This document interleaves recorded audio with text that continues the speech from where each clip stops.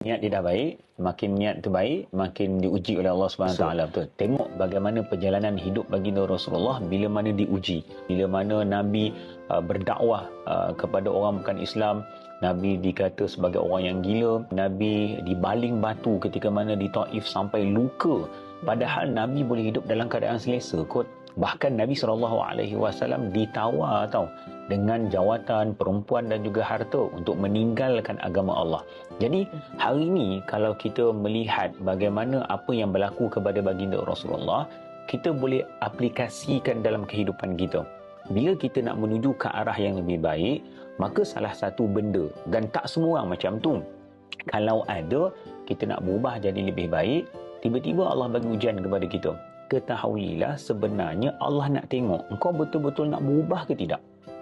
Masa ujian tu sampai, tiba-tiba kita makin ikhlas nak berubah, kita makin kuat nak berubah.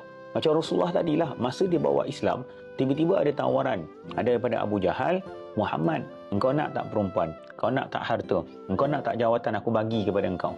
Maka ketika mana Rasulullah menolak benda tersebut, maka Allah melihat keikhlasan yang ada pada diri baginda Rasulullah. Begitu juga dengan kita.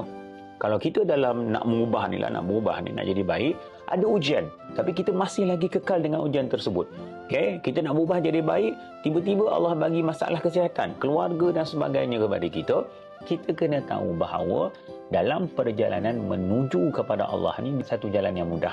Tapi bila kita berazam, kita buat sungguh-sungguh, InsyaAllah benda tu tak ada benda yang mustahil kepada kita. Kita kena faham dan kita kena pegang menuju jalan kepada Allah Subhanahu Wa Taala. Tak semua orang boleh bersamalah.